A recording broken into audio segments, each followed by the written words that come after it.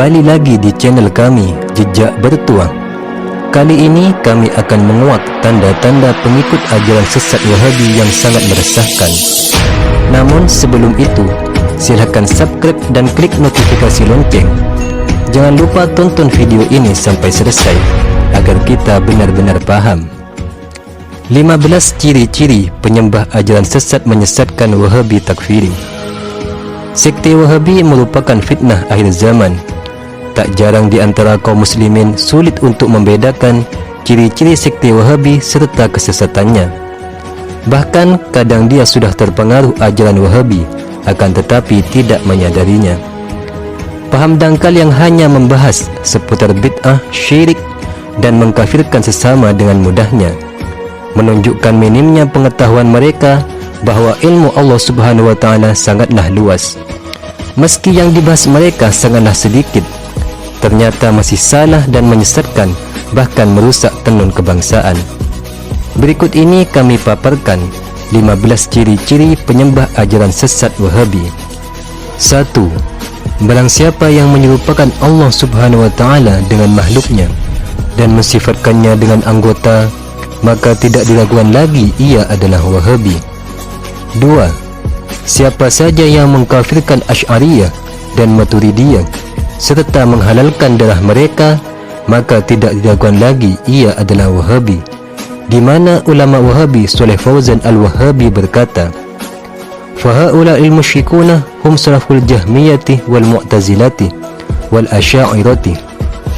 Maka golongan musyrik tersebut adalah salaf firqah Al-Jahmiyah, Al-Mu'tazilah dan Al-Asy'ariyah. 3. Siapa saja yang mengkafirkan umat Islam yang bertawassul kepada Rasulullah SAW dan menghalalkan darah serta harta mereka, maka tidak diragukan lagi ia adalah Wahabi. 4. Barang siapa mensifati Allah Subhanahu wa taala dengan duduk bersemayam, menetap, bergerak dan berpindah-pindah, maka tidak diragukan lagi ia adalah Wahabi. 5. Siapa saja yang mengkafirkan orang yang mengikuti madhab-madhab yang muktabar seperti madhab Imam Abu Hanifah, Imam Malik, Imam Syafi'i dan Imam Hambali, menghalalkan darah mereka serta menganggap taklid kepada imam-imam madhab itu adalah syirik, maka tidak diragukan lagi ia adalah Wahabi. Dalam kitab Ad-Din Al-Khalis dikatakan, taklidul madhahib minasyirki, mengikuti madhab-madhab yang muktabar adalah syirik. Dengan ini mereka telah mengkafirkan mayoritas umat Islam di seluruh dunia pada hari ini dan umat Islam sebelumnya yang beramal dan bertaklid kepada madhab-madhab yang empat. 6.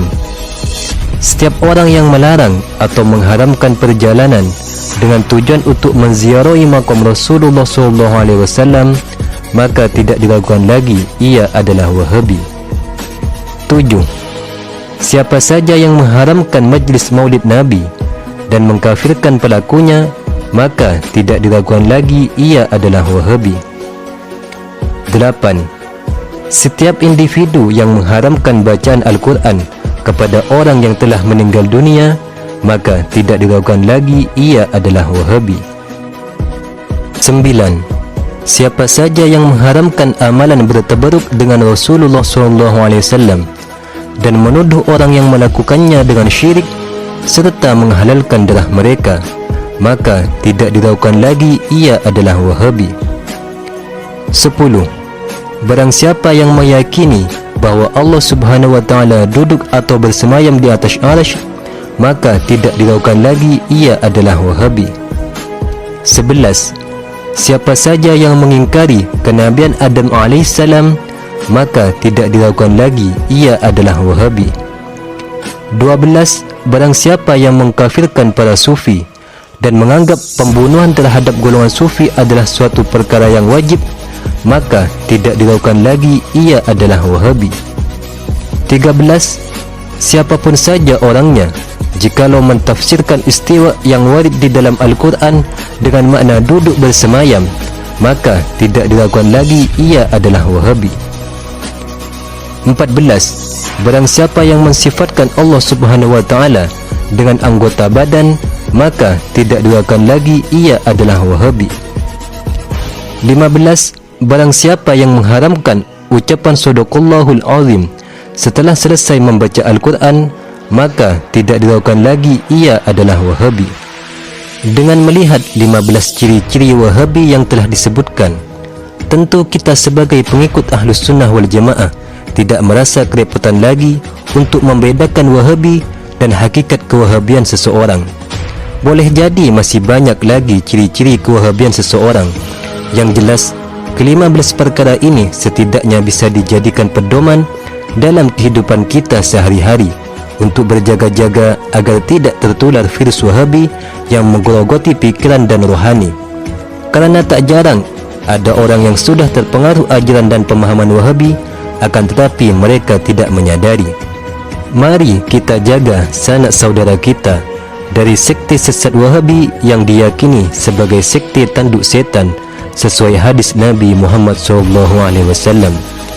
Silakan subscribe dan klik tombol lonceng sebagai dukungan untuk channel kami dan tidak pernah ketinggalan video terbaru kami. Share video ini agar semua orang tahu ciri-ciri sekte Wahabi yang sangat berbahaya terhadap agama serta merusak kerukunan antar sesama.